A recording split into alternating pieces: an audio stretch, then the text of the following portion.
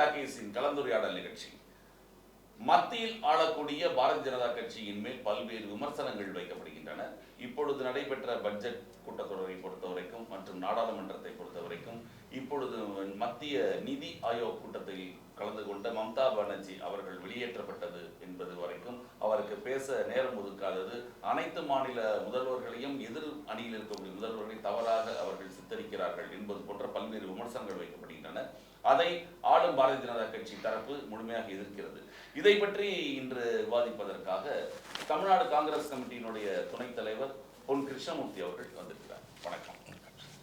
மற்றும் பாரதிய ஜனதா கட்சியினுடைய கலை கலாச்சார இலக்கிய பிரிவின் மாநில செயலாளர் வெங்கடேஷ் அவர்கள் வந்திருக்கிறார். வணக்கம். வணக்கம்.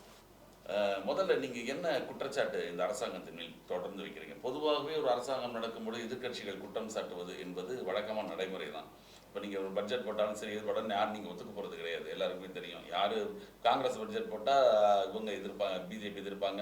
நீங்கள் ஒரு ஆக்ட் கொண்டு வந்தால் அதை எதிர்ப்பீங்க, அப்படிங்கிறது நடக்கிறது தான். ஆனால் இவ்வளவு கடுமையான விமர்சனங்கள் வைக்கக்கூடிய காரணம் என்ன? எதிர்கட்சியாக தாங்க இருக்கோம் அப்படிங்கிறத நீங்கள் நிரூபிக்கிறதுக்காகவா அப்படின்னு ஒரு கேள்வி எழுது இல்லையா? உங்களுடைய கருத்து நான் ஏற்றுக்கொள்கிறேன். ஆளும் கட்சியாக இருக்கக்கூடியவர்கள் தாக்கல் செய்யக்கூடிய பட்ஜெட்டை விமர்சனம் செய்வார்கள் எதிர்கட்சிகள், அதில் எந்த சந்தேகமும் இல்லை. ஆனால் இந்த பட்ஜெட்டு எல்லோரும் எதிர்க்கக்கூடிய ஒரு பட்ஜெட்டாக மாறிப்போனது தான் வேதனை. காரணம் என்னவென்று கேட்டால், 2 மாநிலத்திற்கு மட்டும் ஸ்பெசிஃபிக்காக நிதி ஒதுக்கியிருக்காங்க. காரணம், இவங்க ஆட்சி தொடர வேண்டும் என்பதற்காக இவர்களுக்கு ஆதரவு கொடுக்கக்கூடிய பீகார் மாநிலத்திற்கும் ஆதரவு கொடுக்கக்கூடிய ஆந்திர மாநிலத்திற்கு மட்டும் ஸ்பெஷல் நிதி ஒதுக்கியிருக்கிறார்கள். 2 மாநிலத்தை குறிப்பிட்டு நம்முடைய நிதியமைச்சர் அவர்கள் ஒதுக்கியிருக்கிறார்கள் என்றால் மற்ற மாநிலங்கள் என்ன பாவம் செய்தார்கள்? மற்ற மாநில மக்கள் என்ன பாவம் செய்தார்கள்? ஏன் மற்ற மாநிலங்களுக்கு நீங்கள் ஸ்பெசிஃபிக்காக ஒதுக்கலை? என்ன காரணம்? இன்றைக்கி தமிழ்நாட்டில் வெள்ளம் வந்தது.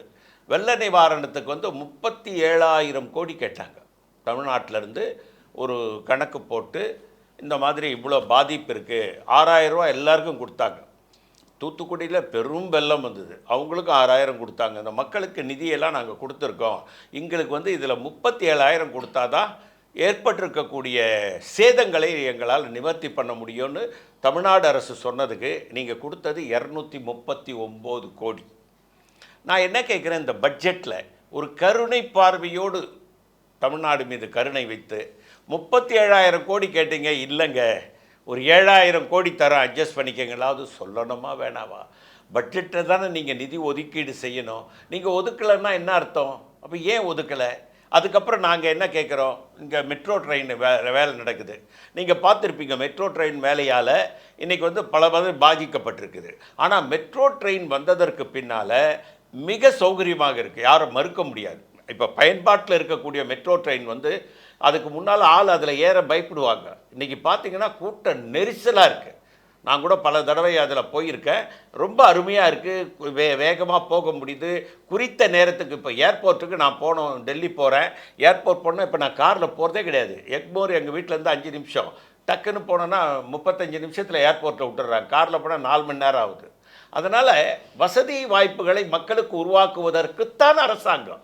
அந்த வாய்ப்புகளை மேலும் உருவாக்குவதற்கு இன்றைக்கி சென்னையில் வேலை நடக்குது. இங்கேருந்து சிறுச்சேரி வரைக்கும் போகுது, அங்கேருந்து நசரத்துப்பேட்டை வரைக்கும் போகுது, மாதாவரத்துலேருந்து தொடங்குது.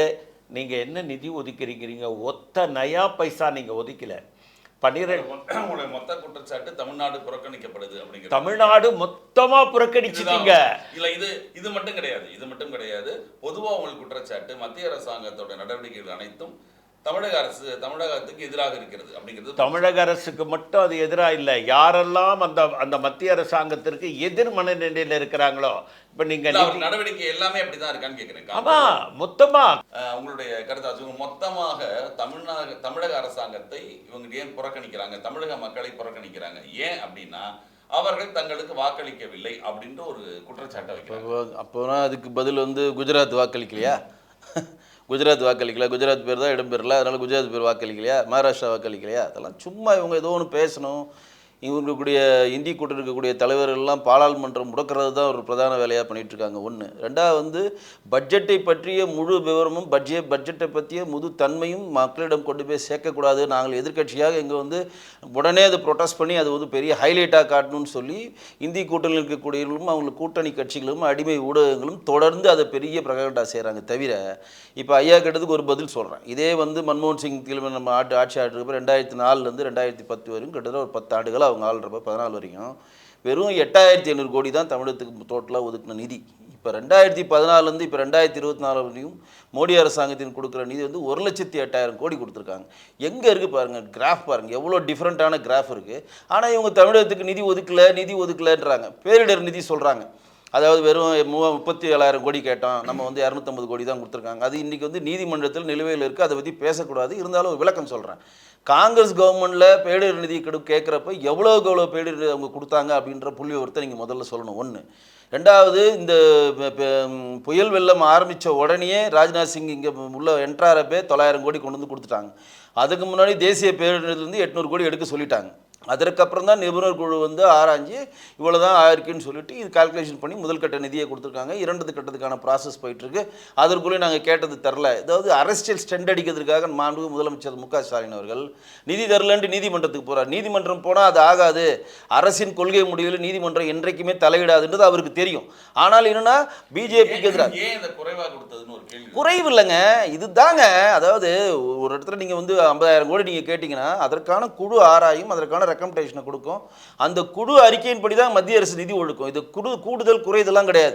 இது வந்து பிஜேபி கவர்மெண்ட் மட்டும்தான் இதை பண்ணுதும் கிடையாது. எல்லா கவர்மெண்ட்டும் சுதந்திர அடைஞ்ச நாள்லேருந்து நீங்கள் எடுத்துக்கோங்க. நாங்கள் 50,000 கோடி கேட்டோம், அப்போல்லாம் இது வந்து சமூக ஊடகங்கள் பெருசாக ஹைலைட் ஆகலை. 4 பேர் வருவாங்க, டையை போட்டுக்கிட்டு போய் பயிரெல்லாம் பார்ப்பாங்க, எல்லாம் போனால் கணக்கு பண்ணி கலெக்டரை கூப்பிட்டு போவாங்க, மந்திரியை கூப்பிட்டு போவாங்க. போனோன்னா 30,000 கோடி கேட்பாங்க, 1000 கோடி 200 கோடி 300 கோடி தான் அவங்க கொடுப்பாங்க. அப்பத்துலேருந்தே அதுதான் ப்ராசஸ். ஏன்னா அந்த தன்மைக்கு ஏற்ற மாதிரி தான் அவங்க பண்ணுவாங்க. நீங்கள் அந்த அளவுகளை வச்சுக்க முடியாதுல்ல. இல்லை, அது அறிவு ஜாஸ்தி, அளவுகள் அவங்க கொடுத்தது கரெக்டாக, அது உள்ள நான் வர விரும்பலை. அதற்கான நிபுணர் குழு செய்கிறது அரசாங்கம் செயல்படுத்துறது. முதல் கட்ட நிதியாக தான் வந்திருக்கு. 2ஆம் கட்ட நிதி எப்போ தருவாங்கலாம் தெரியாது, அதெல்லாம் ப்ராசஸ்.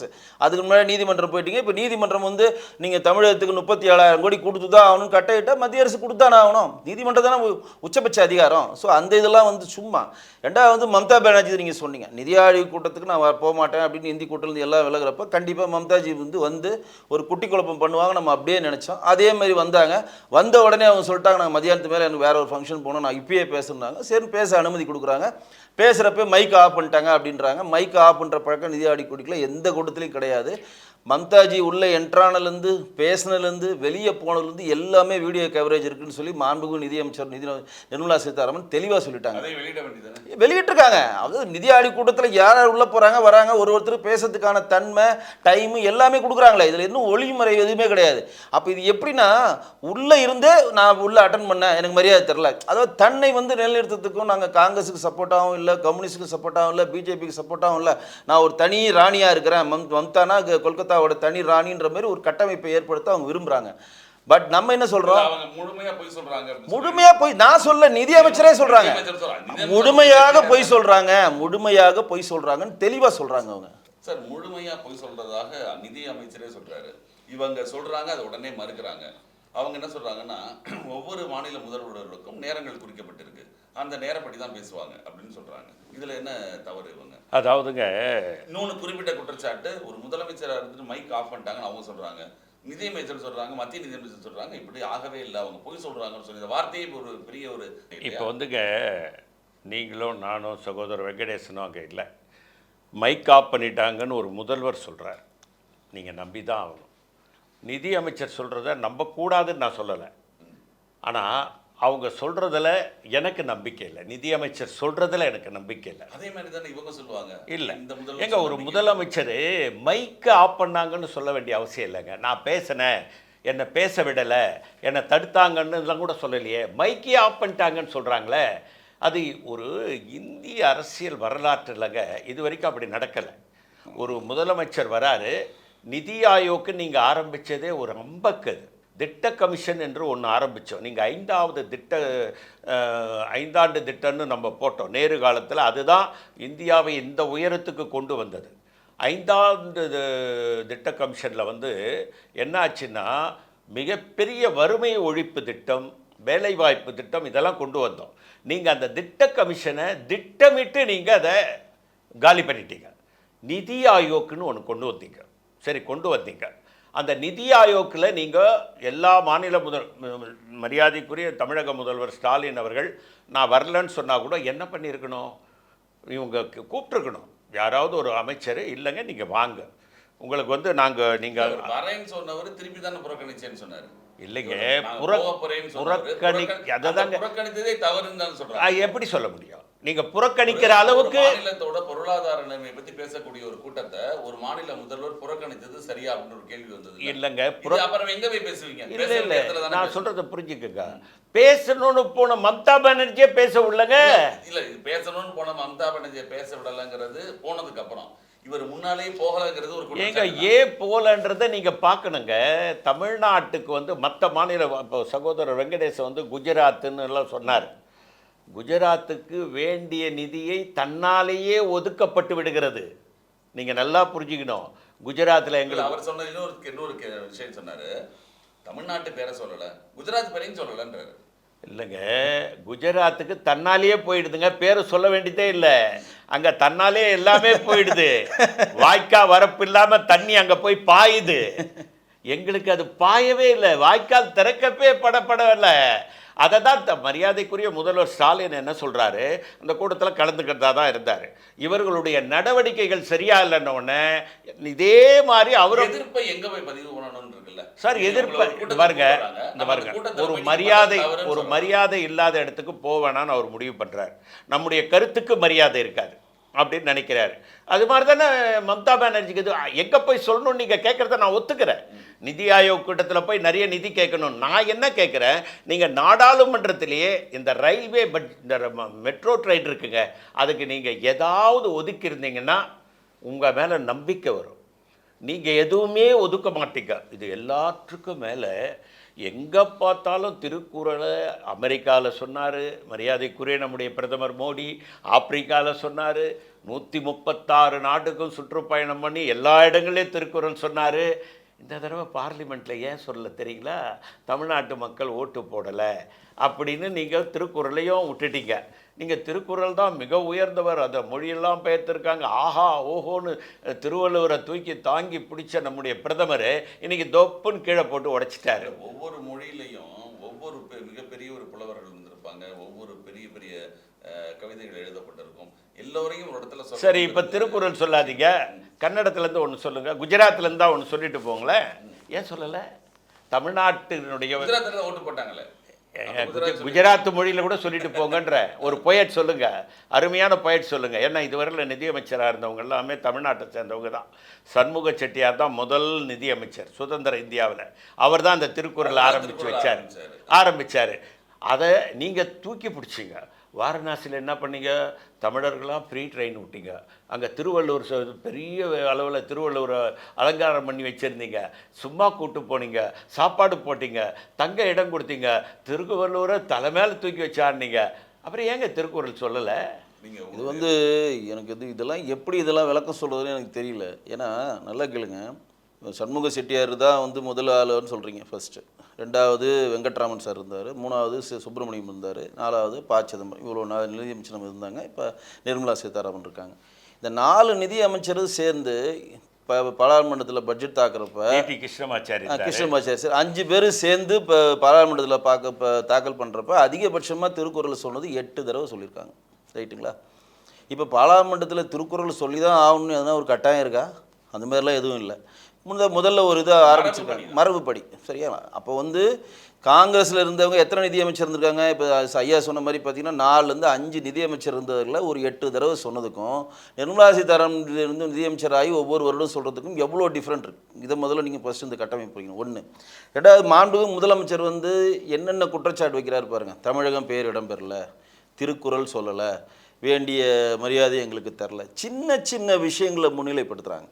இப்போ எங்களுடைய மாநிலத்தில் ஒரு விஷயம் சொல்கிறாரு, எய்ம்ஸ் வந்து கட்டுற வேலைகள் வந்து ஃபுல் ஃப்ளெஜ்ஜாக போயிட்டுருக்கு, அங்கே இருக்கக்கூடிய மரங்களை அகற்றுவதற்கான அனுமதியை தமிழக அரசு இதுவரையும் தரல, வேலை தொய்வாகுது.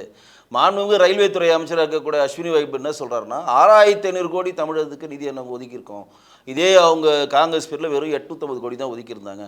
இந்த 6500 கோடி ஒதுக்கி நிலங்கள் கையகப்படுத்த தமிழக அரசு தராமல் வேலைகள் தடைப்பட்டு அங்கங்கே ஸ்டாப் ஆகி கிடக்கு. இதெல்லாம் நேரடியாக ஹெக்டேர் வைஸ் சொல்கிறார். இந்தந்த ஹெக்டேர்ஸ் இந்த இடத்துல தேவைப்படுது, அவங்க நிலம் கையகப்படுத்தி தரல அப்படின்னு சொல்லிட்டு. மூணாவது என்னென்னா, உங்களுக்கான உரிமைகளை பெறக்கூடிய இடத்திலே நீங்கள் உரிமையை பெறாமல், நான் முன்னாடி சொன்ன மாதிரி தான், எனக்கு ரப்பரை தரல, பென்சில் தரல, ஜாமெண்ட்ரி பாக்ஸ் எடுத்துகிட்டு ஓட்டான், அந்த பையன் என்கிட்ட பேச மாட்டேன்றான், அவனுக்கு டூ, அவனுக்கு கா, நீ என்னை முறைச்சிக்கிட்டான், அவன் என்கிட்ட அது சரியாக பேச மாட்டேன்றான், எனக்கு உரிய மரியாதை தரல. இதெல்லாம் யார் தருவாங்க? இது நாடாளுமன்றம். இந்தியாவில் வந்து 28 மாநிலங்களும் 7 யூனியன் பிரதேசம் சேர்த்த மிகப்பெரிய ஒரு பிராந்தியத்தில் ஒரு நாடாளுமன்ற கூட்டத்தில் உங்களுக்கான உரிமையை நீங்கள் கேட்டு பெறுவதற்கு தான் நிதி ஆடை கொண்டு வராங்க. நான் என்ன கேட்குறேன், இந்த 5 நிமிடம் பேச சொல்றாங்கல்ல, ஒருவேளை அவர் விருப்பப்பட்டு ஒரு 10 நிமிடம் பேசலாம், அது ஒன்றும், அது வந்து சபாநாயகருடைய விருப்பத்துக்கு உட்பட்டது, அவருடைய கண்ட்ரோலுக்கு உட்பட்டது. ஐக்கிய முற்போக்கு கூட்டணி அரசாங்கத்துல நிதி ஆயோக் இல்லாம பல்வேறு மாநிலங்களுக்கான கூட்டங்கள் நடந்தது இல்லையா? அது ஒரு திட்ட கமிஷன் இருந்தது இல்லையா? அப்போ குஜராத்ல பிரதமராக இருந்த நரேந்திர மோடி கலந்துக்கிட்டாரு. அப்போ ஒரு 10 அதே 5 நிமிடம் இல்லைங்க, இந்த 5 நிமிடம் 10 நிமிடம்லாம் வர இல்லைங்க, 5 நிமிடம் 10 நிமிடம் வர ஒரு நிமிஷம் இல்லைங்க. பாராளுமன்றத்தில் எவ்வளோ நிமிஷம் பேசுன்றது சபாநாயகர் முடிவு பண்ணுவார், அது தனி. நிதி ஆணையத்தில் இல்லை சொல்கிறேன், நிதி ஆணையத்தில் வந்து 5 நிமிடம் 10 நிமிடம் பேசணுன்றதுக்கெலாம் அந்த மாதிரிலாம் கான்செப்ட் கிடையாது. நீங்கள் என்ன பேச போகிறீங்க, ஏது பேச போகிறீங்க, எவ்வளோ டைம் வேணுன்றதை வரையறையாக நீங்கள் முன்னாடியே கொடுத்துடணும். எல்லாமே ப்ரிப்ளான்டாக உள்ளே கொடுத்துடணும். நீங்கள் பேசுறது பொதுக்கூட்டம் கிடையாது. ஏன்னா 28 மாநில முதலமைச்சர் இருக்காங்க, 7 யூனியன் பிரதேசத்துடைய பிரதிநிதிகள் இருக்காங்க, கவர்னர்ஸ் இருப்பாங்க, துணை முதலமைச்சர்கள் இருப்பாங்க, எல்லாத்திற்கான இதை கொடுப்பாங்க. அந்தந்த மாநிலத்திற்கான பிரதிநிதித்துவம் கொடுக்கணுன்னால எனக்கு இந்த டைம் வேணும், இவ்வளோ இதை பேச போகிறேன்னு முன்னாடியே நீங்கள் கொடுத்துருவீங்க. அந்த டைமை நீங்கள் தாண்டப்போ தான் அவங்க பெல் அடிப்பாங்க. அதுவும் இதெல்லாம் கிடையாது, அது தாண்டதுனால பெல் அடிக்கிறது போயிட்டு வாங்கன்னு அப்படிலாம் சொல்ல மாட்டாங்க. அந்த ஒரு முறை ஜெயலலிதா அம்மையார் கலந்துக்கப்ப அது இவங்க சொல்கிறாங்க, ஒரு முறை ஜெயலலிதா அம்மையார் கலந்துருக்கப்ப இதே காங்கிரஸ் கவர்மெண்ட்டில் இவங்க ஜெயலலிதா அம்மையார் வந்து ஒரு கேள்வி வந்து கேட்குறப்ப அதுக்கு சரியான பதில் அவங்க சொல்கிறதுக்கு முன்னாடி பெல் அடித்து அவங்களுக்கு டைம் முடிஞ்சிச்சுன்னு சொல்லிட்டாங்க. அவங்க உடனே கோச்சிக்கிட்டு வெளில வந்துட்டு மற்ற மாநிலத்தில் சேர்ந்துக்கலாம் நீங்கள் அனுமதிக்க, எங்களையே அனுமதிக்கலன்னு சொல்லி உடனே வெளிநடப்பு செஞ்சாங்க. இதே காங்கிரஸ் கவர்மெண்ட்டில் தான். இப்போ என்னென்னா, அவங்க பெல் அடிக்கிறது அந்த கான்செப்ட்லாம் இல்லை, நீங்கள் எவ்வளோ டைம் தேவைப்படும், என்னென்ன சொல்ல போகிறீங்கன்றது முன்னாடியே ப்ரிப்ளான்டாக சொல்கிறதுனால இவங்க வந்து 5 நிமிஷத்துக்கு மேலே ஒரு 6 நிமிஷம் ஆனால் உடனே உட்காரு அப்படிலாம் சொல்ல மாட்டாங்க. ஏன்னா அவங்க ஒரு மாநில முதலமைச்சர், மக்களால் தேர்ந்தெடுத்த பிரதிநிதி, உடனே மைக் ஆஃப் பண்ணிட்டாங்கன்னு சொல்கிறதுலாம் யாருமே ஏற்றுக்கொள்ள மாட்டாங்க. மைக் ஆஃப் பண்ணுன்ற கான்செப்டே கிடையாது. அந்த மாதிரி எப்படி பண்ண முடியும் சொல்லுங்கள்? மம்தா பானர்ஜி மைக்கு கிட்ட கரெக்டாக எடுத்துகிட்டு போய் கண்ட்ரோல் எடுத்துகிட்டு கரெக்டாக அவங்க போகணும், மைக் ஆஃப் பண்ணுங்கன்றதுலாம் எந்த மாதிரி நடக்கவே நடக்காது, அவங்களுக்கும் தெரியும். ஆனால் மம்தா பானர்ஜி எப்போ வெளியில் வந்தாலும் தான் ஒரு பெரிய எதிர்ப்பாளையை பதிவு செய்கிற மாதிரியும், தான் காங்கிரஸுக்கு எதிரான மனநிலை கொண்ட மக்களை உருவாக்குற மாதிரியும், பிஜேபிக்கு எதிரான மக்களை உருவாக்குற மாதிரியும், கம்யூனிஸ்ட்டு காங்கிரஸ் பிஜேபி இவர்களெல்லாம் தாண்டி நான் தான் பெரிய சக்தின்னு எல்லா இடத்துலையும் பதிவு பண்ணுன்ற ஆசைப்படுவாங்க. அதனால தான் அவங்க வந்து கொல்கத்தாலேயோ மேற்கு வங்கத்தில் எந்த கூட்டணிக்குள்ளேயும் போல. அவங்க ரெண்டாவது என்னன்னா, அவங்க எப்பொழுதுமே தன்னை மிகப்பெரிய ஒரு தலைவர் மாரி பாவிச்சுப்பாங்க. இப்போ பங்களாதேஷ்லேருந்து ஒரு பிரச்சனை நடக்குது, அங்கே ராணுவத்தில் உயிரிழந்தவங்களுக்குலாம் 30% இடஒதுக்கி கொடுக்கூடாதுன்னு ஒரு மிகப்பெரிய மாணவர் போராட்டம் வரப்போ, நீங்களாம் இங்கே வாங்க நாங்கள் இங்கே அனுமதி தரோன்னு சொல்லி வெளியுறவு கையில் எடுக்கிறாங்க. அதுக்கே கண்டனம் மத்திய வெளியுறவுத்துறை சொல்லிச்சு. இதெல்லாம் உங்களோட கான்செப்ட் இல்லைங்க, மாநில அரசுக்குன்னு ஒரு குறிப்பிட்ட பவர்ஸ் இருக்குது, அந்த பவர்ஸ் உள்ள தான் நீங்கள் செயல்படணும், அதையும் மீறி நீங்கள் செயல்படக்கூடாதுன்னு ஒரு கண்டனத்தை வச்சாங்க. ரெண்டாவது, ஒரு திருடனை பிடிக்க, ஒரு போதை மருந்து பிடிக்கிறதுக்காக ஒருத்தனை பிடிச்சி போகிறாங்க, கொல்கத்தா போலீஸ் போகிறாங்க, அவன் சுரங்கப்பாதை வரையாக தப்பிச்சுட்டு போகிறான். என்னடா சுரங்கப்பாதை வரையாதுன்னா, சுரங்கம் உள்ளே போய் எங்கே போகுதுன்னா பங்களாதேஷோட ஒரு நதிக்கரை ஓரமாக போகுது, பல போதை மருந்துகள் அங்கேருந்து கடத்தப்படுகிறது. அப்போ அங்கே சட்டம் ஒழுங்கு சீர்கழிஞ்சு இருக்குன்றத கேள்வியை முன்வைக்கிறாங்க. இப்போ எலெக்ஷன் முடிஞ்சோடனே, இப்போ தமிழ்நாட்டில் எலெக்ஷன் நடந்துச்சு, நமக்கு கிட்டத்தட்ட 69% போலாச்சு. எங்கன்னா ஒரு உயிரிழப்பு வந்துச்சா, வன்முறை வந்துச்சா? இதே கொல்கத்தாவில் எப்போ எலெக்ஷன் வைங்க, பை எலெக்ஷன் வைங்க, எதனா ஒரு வன்முறை வந்துக்கிட்டே இருக்கும். ஏன்னா மம்தாவுக்கு வந்து நீங்கள் நினச்சிட்டு இருக்க மாதிரி அவங்க காங்கிரஸ் ஆதரவான கிடையாது. அவங்க சுற்றி விரோதிகளை வைத்து, காங்கிரஸுக்கு நான் எதிரானவன், பிஜேபிக்கு எதிரானவன், கம்யூனிஸ்ட் இருக்கிறாங்க இல்லைல்ல, இண்டி கூட்டணியில் இருக்காங்களா? இண்டி கூட்டணியிலேருந்து அவங்க என்ன சொல்கிறாங்க, வெளியிலேருந்து ஆதரவு தரேன் தான் சொல்கிறாங்க. இண்டி கூட்டணி உள்ள அவங்க இல்லை, முன்னாடி இந்தி கூட்டணியில் இருந்தாங்க, வெளியிலேருந்து ஆதரவு தரேன் தான் சொல்கிறாங்கல்ல. அப்போ அவங்க மனநிலை வந்து காங்கிரஸை வளர்க்குற மனநிலை அவங்களுக்கு கிடையாது. நீங்கள் நினைக்கிற மாதிரி பிஜேபிக்கு மட்டும்தான் மம்தா எதிராக பேச நினைக்கிறீங்க. ஏன்னா காங்கிரஸை எதிர்த்து பேசினா தான் அவங்க வின் பண்ண முடியும், பிஜேபி எதிர்த்து பேசினா தான் அவங்க வின் பண்ண முடியும். அதாவதுங்க, சகோதரர் வெங்கடேசன் ஒரு கருத்தை சொன்னார். அம்மையார் ஜெயலலிதா அவர்கள் பேசும்போது பெல் அடித்தாங்க அப்படின்னு சொல்கிறார். சரி, அது அவருக்கு தெரிஞ்சதை அவர் சொல்லியிருக்காரு, எனக்கு தெரியல. ஆனால் அதே ஜெயலலிதா அம்மையார் திட்ட கமிஷன் துணைத் தலைவர் அலுவாலியாவை சந்திச்சுட்டு நான் எதிர்பார்த்த தொகையை விட மிக அதிகமாக கொடுத்தார்கள்ன்றத கருத்தை சொன்னாங்களா இல்லையா? அப்போ திட்ட கமிஷன் இப்போ நிதி ஆயோக், அப்போ திட்ட கமிஷன், அந்த கூட்டத்தில் கலந்துக்கிட்ட அம்மையார் ஜெயலலிதா அவர்கள் வெளியில் வந்து பத்திரிக்கையாளர் கேட்குறாங்க. அன்றைக்கி வந்து எதிர்ப்பு மனநிலையில் இருந்தாங்க. மத்திய அரசாங்கத்தின் மீது ரொம்ப எதிர்ப்பான மனநிலையில் அம்மையார் ஜெயலலிதா இருந்த நேரத்தில் ஜெயலலிதா அம்மையார் சொன்ன வார்த்தை இது, நான் எதிர்பார்த்து வந்த தொகையை விட. அந்த வார்த்தை இப்போ சொல்ல முடியலையே. எதிர்ப்பாக இருக்கிறாங்க, சரிங்க, மம்தா எதிர்பார்க்காங்க, முதல்வர் ஸ்டாலின் எதிர்பார்க்காரு. ஆனால் நீங்கள் யார்? எல்லோருக்குமான பிரதமர், எல்லோருக்குமான நிதியமைச்சர், எல்லா மாநிலத்தையும் ஒன்றா தான் நீங்கள் பார்க்கணும். இங்கே ஒரு தேவை இருக்குது, அந்த தேவையை பூர்த்தி செய்ய வேண்டியது உங்கள் கடமை. அந்த கடமையிலேருந்து நீங்கள் தவறிட்டோன்னு நாங்கள் சொல்கிறோம். அந்த கடமையை நீங்கள் செய்ய மாட்டீங்கன்ற அவநம்பிக்கை எனக்கு ஏற்பட்டதுனால தான் நான் போகல. அதுதான் திரு ஸ்டாலின் சொல்கிறாரு. இப்போ நீங்கள் மத்திய அரசாங்கத்தோட எதிர்ப்புக்கு ஸ்டாலின் அவர்கள் போகலன்னு சொன்னீங்க இல்லையா? இது ஒரு பக்கம் இருக்குது. இப்போ இதை தொடர்ந்து சொல்கிறேன். தமிழக அரசாங்கத்தின் மேல் வைக்கப்படக்கூடிய பல்வேறு விமர்சனங்களில் அடுத்த தமிழக அரசாங்கத்தை பற்றி ஒரு சில வார்த்தைகள் உங்களிடம் பேசணும்.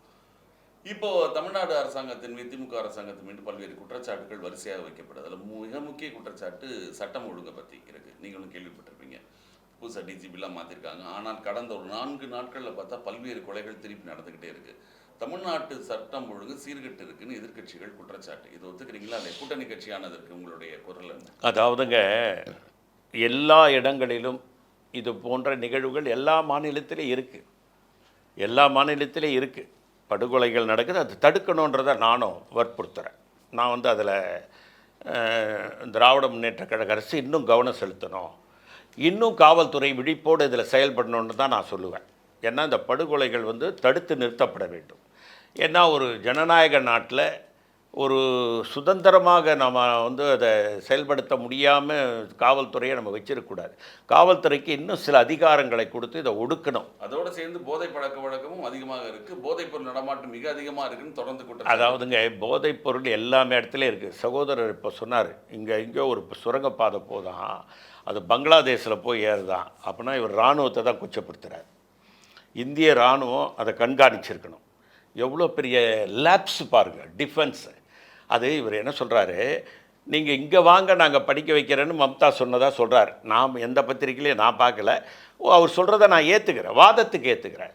அப்படி அவங்க சொன்னதை குற்றம்னு சொல்கிறவங்க இங்கேருந்து ஒரு சுரங்கப்பாதை போதான், அது போய் பங்களாதேஷ் அந்த இன்னொரு நாட்டுக்கு மேலே ஏறுதான் அது போதைப்பொருள்.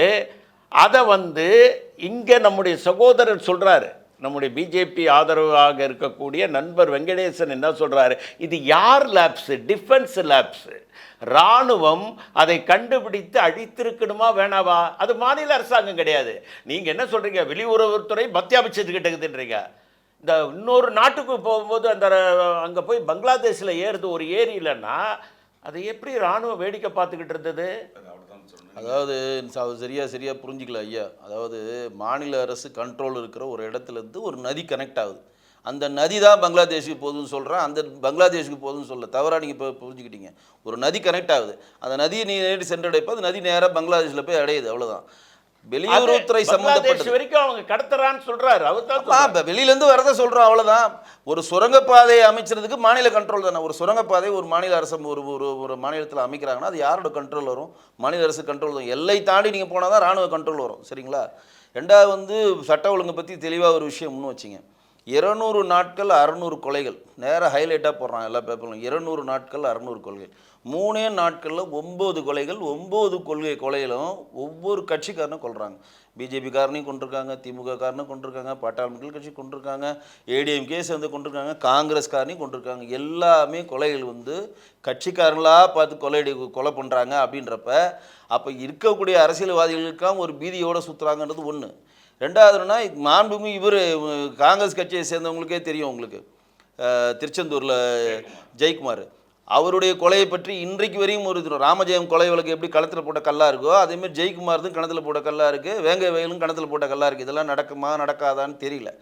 அப்போ சட்டம் ஒழுங்கு இங்கே இருக்கக்கூடிய காவல்துறை அதிகாரிகளுக்கு போதுமான பயிற்சியும் போதுமான சுதந்திரத்தையும் தரலை அப்படின்றத ஐயா ஒத்துக்கிறாரு, அதை ஆமோதிக்கிறேன். இல்லை இன்னும் கொடுக்கணும்னு சொல்கிறேன், அவ்வளோதான்.